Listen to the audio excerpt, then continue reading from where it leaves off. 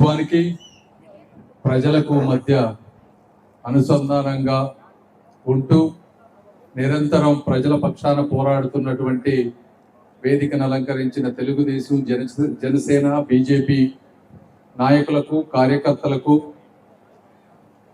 అదేవిధంగా గుంటూరు ప్రాంత ప్రజలకు పాత్రికేయులకు అందరికీ కూడా నా నమస్కారం. ఈరోజు బ్రిడ్జ్ విషయం కాబట్టి ఎక్కువ దీని గురించే మాట్లాడదలుచుకున్నా. ఎలక్షన్ ముందు క్యాంపెయిన్ చేస్తా ఉన్నప్పుడు నజీర్ గారు కానీ జనసేన నాయకులు కానీ అందరూ కూడా ఇక్కడ తీసుకొచ్చి ఫోటోలు దిగాం. ఆ రోజున ఈ బ్రిడ్జ్ ఇట్లా ఆగిపోయిందని. ఎలక్షన్ అయిన తర్వాత నిరంతరం నేను శనివారం ఆదివారం వచ్చినప్పుడల్లా కూడా నజీర్ గారు కానీ నాయకులు కానీ అందరూ ఈ బ్రిడ్జ్ గురించి ఫాలో అప్ చేసేవాళ్ళు. కాబట్టి మొట్టమొదటిగా మీరు కృతజ్ఞతలు చెప్పాల్సింది మీ ఎమ్మెల్యేకి, అదేవిధంగా ఈ స్టేజ్ మీద ఉన్నటువంటి నాయకులకు. సరే, ఈ బ్రిడ్జిని ఎలా కట్టాలని చెప్పి విషయంలోకి వెళ్తే, ఒకసారి బ్యాక్ వెళ్తే, ఆ రోజున 31 కోట్ల రూపాయలతోటి 2014లో అప్పుడున్నటువంటి కూటమి ప్రభుత్వం, తెలుగుదేశం ప్రభుత్వం శాంక్షన్ చేసింది 31 కోట్లు.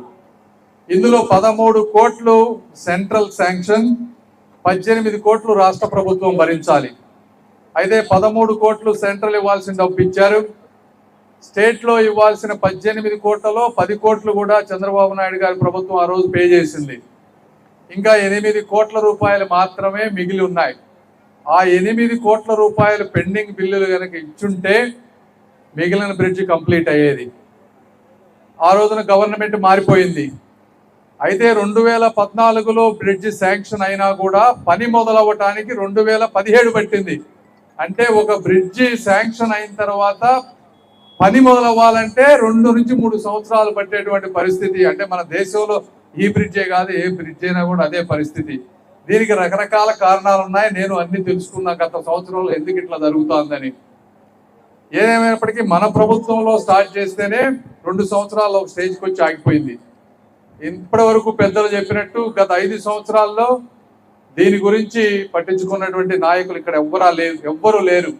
ఎమ్మెల్యే కానీ జయదేవ్ గారు వారు చెప్పినట్టు, జయదేవ్ గారు మన ప్రాంత ఎంపీ అయినా కూడా ఇక్కడ ప్రభుత్వం వేరే ప్రభుత్వం ఉంది.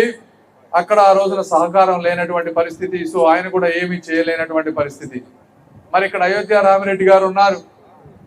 జగన్మోహన్ రెడ్డి గారికి అత్యంత ఆప్తులు, బాగా డబ్బు ఉంది, ఢిల్లీలో పలుకుబడి ఉంది. అయినా కూడా ఈ ప్రాంతం మీద అంతగా ఎందుకు మరి ఆయన ఆలోచించలేకపోయారు. ఏదేమైనప్పటికీ వచ్చిన తర్వాత సెంట్రల్ గవర్నమెంట్ రైల్వే బోర్డుకి వెళ్ళి, సార్ మొట్టమొదటిగా మనం ఈ ప్రాజెక్టుని ఏది చేయాలన్నా కూడా 10 కోట్ల రూపాయలు పాత కాంట్రాక్టర్కి ఇస్తే తప్పించి అసలు మనం వర్క్ స్టార్ట్ చేయలేము, ఎందుకంటే అతను అడ్డుపడతాడు, కోర్టులో కేసు వేస్తారు కొత్తగా ఇది చేయాలంటే. అంటే మీ స్టేట్ దగ్గర 10 కోట్ల రూపాయలు కూడా డబ్బు లేదా అని అడిగారు. 10 కోట్లు కూడా లేవు అని చెప్పి రాష్ట్ర ప్రభుత్వం నుంచి మా స్టేట్ దగ్గర 10 కోట్ల రూపాయలు కూడా మేము ఇవ్వలేమని మీ ప్రభుత్వం నుంచి ఒక లెటర్ రాసి తీసుకురమ్మన్నారు మొట్టమొదటిగా. జనరల్గా ఏ ప్రభుత్వం కూడా అలాంటి లెటర్లు రాయలేదు కూడా, 10 కోట్లు లేవని చెప్పలేము. అయినప్పటికీ కూడా ఆర్ఎండ్బి అధికారుల దగ్గరికి వెళ్ళి కూర్చొని మనసు చంపుకోనైనా సరే లెటర్ రాసాం మొట్టమొదటిగా. లెటర్ రాసిన తర్వాత రెండోది, రైల్వే బోర్డులో ఇటువంటి సిస్టమే లేదు.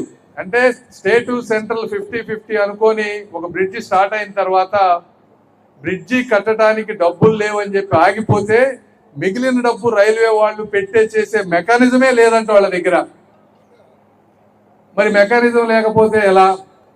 మినిస్టర్ల దగ్గర కూర్చొని, సార్ ప్రతిదీ కూడా ఎక్కడో అక్కడ స్టార్ట్ అవుతుంది, మా దరిద్రం ఇక్కడ ఆంధ్రప్రదేశ్లో ఇలాంటి వాటితో స్టార్ట్ అవ్వాల్సి వస్తుంది, దయచేసి ఇది చేయకపోతే ఇక్కడ ట్రాఫిక్ ఎంత ఉంది, ఈ ప్రాంతంలో ఫోటోలు అన్నీ తీసాం, ఇక్కడ అన్ని పిచ్చి మొక్కలు మెరిగి ఒక పొలం లాగా తయారైంది, ఫోటోలన్నీ తీపిచ్చి, సార్ ఇది గుంటూరు నడిబొడ్డున మొక్కలు మెలిచి ఈ విధంగా ఉంటే మీరు ఇక్కడ సెంటర్లో మీరున్నారు, మీకు చెడ్డ పేరు వస్తుంది, మేము వచ్చాం మాకు చెడ్డ పేరు వస్తుంది, ఎంతో కొంత మీరు పెద్ద మనసుతోటి కొద్ది గొప్ప ఎక్సెప్షన్స్ తీసుకొని ఇది చేస్తే అవుతుంది అంటే వాళ్ళు సహకరించి ముందు 10 కోట్లు వాళ్ళకి పాత బిల్లులు పే చేసిన తర్వాత మళ్ళీ ఫ్రెష్గా దీని ఎస్టిమేట్స్ ఇంజనీర్లు అందరూ కూర్చొని ఎస్టిమేట్స్ వేస్తే ఇప్పుడు మళ్ళీ 36.9 కోట్లు, అంటే 37 కోట్ల రూపాయలు ఫ్రెష్ గా అయింది.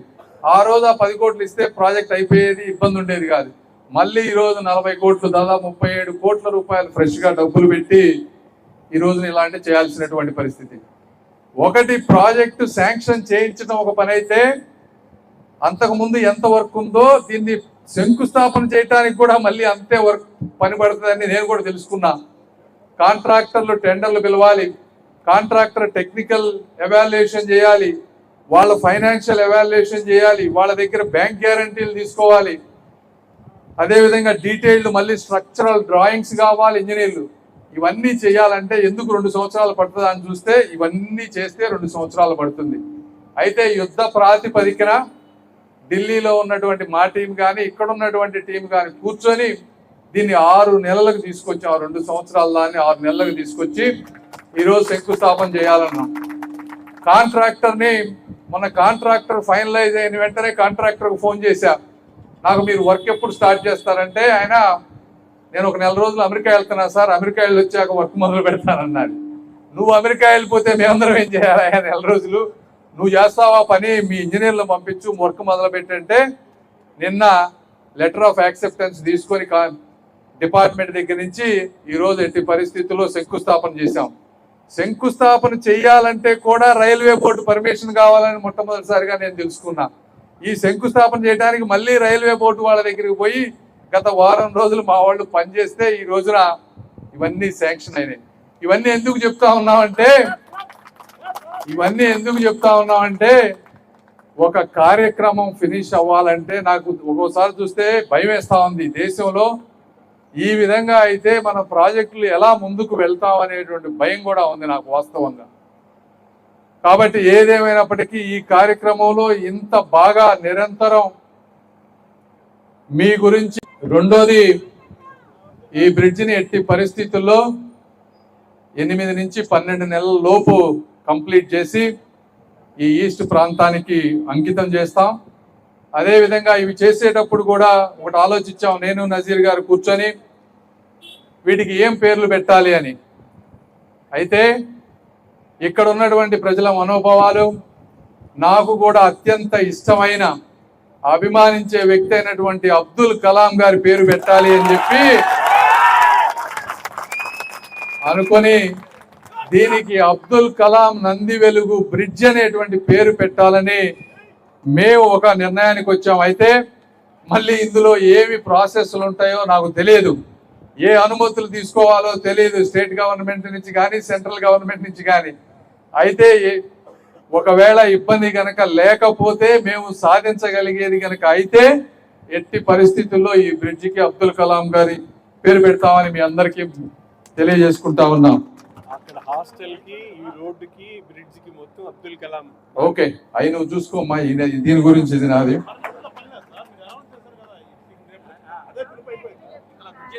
అంటే గవర్నమెంట్ తెలియకుండా చేయకూడదు కాబట్టి ఇది మా అభిమతం, మా ఎమ్మెల్యే గారిది కానీ మాది కానీ, చంద్రబాబు నాయుడు. అసలు అబ్దుల్ కలాం గారిని చేసిన వ్యక్తే చంద్రబాబు నాయుడు గారు చేసిన ప్రభుత్వం, ఆ రోజున బీజేపీ ప్రభుత్వం.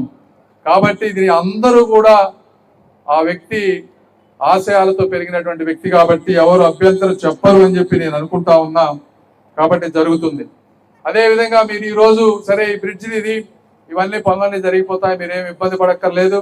మిగిలిన బ్రిడ్జిలన్నీ కూడా ఈ ప్రాసెస్ ప్రకారం ఒకదాని తర్వాత ఒకటి అవుతుంది. అదేవిధంగా అక్కడ ఇన్నర్ రింగ్ రోడ్ ఆగిపోయింది, అది కూడా 6 సంవత్సరాల నుంచి ఇన్నర్ రింగ్ రోడ్ ఆగిపోయింది. ఇన్నర్ రింగ్ రోడ్ అక్కడ ఆగిపోతే అక్కడ కొంతమంది పాపం పేదలు ఇళ్ళు వేసుకొని ఉన్నారు. ఆ ఇళ్ళు తీయాలంటే బాధాకరం. వాళ్ళు ఎంతో 1,00,000, 2 లక్షలు వాళ్ళ అప్పులు చేసి పాపం ఇళ్ళు కట్టుకొని ఉన్నారు. అవన్నీ తీయకపోతే రోడ్డు పడదు. వాటిని కూడా అక్కడ ఉన్నటువంటి బోర్ల రామాంజనేయులు గారు, అదేవిధంగా మున్సిపల్ కమిషనర్ శ్రీనివాసులు గారు, మేయర్ గారు అందరూ కూర్చొని వాళ్ళకి నష్టపరిహారం 6 కోట్ల రూపాయల దాకా పెట్టి అవన్నీ కూడా తీపిచ్చి మళ్ళీ సిఆర్డిఏకి వెళ్ళి అక్కడ సిఆర్డిఏలో అమరావతి ప్రాంతం కింద ఇన్నర్ రింగ్ రోడ్డును చూపించి 48 కోట్ల రూపాయలు అక్కడ కూడా చంద్రబాబు నాయుడు గారిని అదేవిధంగా నారాయణ గారిని ఒప్పించి నిన్న టెండర్ పిలిపించాం. 48 కోట్ల ఇన్నర్ రింగ్ రోడ్డుది కూడా. సో ఈ విధంగా మీకు ఎక్కడైతే స్టేట్ లో అవసరమైతే స్టేట్, సెంట్రల్ అవసరమైతే సెంట్రల్ తో మాట్లాడి రోడ్ ఇన్ఫ్రాస్ట్రక్చర్ అంతా కూడా వచ్చే 3-4 సంవత్సరాల్లో పూర్తిగా ఈ గుంటూరు ప్రాంతంలో మళ్ళీ సమస్య లేకుండా చేసే బాధ్యత కూటమి ప్రభుత్వం తీసుకుంటుంది అని మీ అందరికీ తెలియజేస్తా ఉన్నా. అదే విధంగా ఇప్పుడు 1 సంవత్సరం సుపరిపాలన, దీనిని సుపరిపాలన అనేదానికన్నా సూపర్ పాలన అనాలి. ఎందుకంటే గత సంవత్సరంలో ఎక్కడా లేని విధంగా ఇండియా మొత్తం ఎక్కడ ఏ రాష్ట్రంలో కూడా 2,000 రూపాయల కంటే ఎక్కువ పింఛన్ లేదు. మనం 4,000 ఇస్తా ఉన్నాం.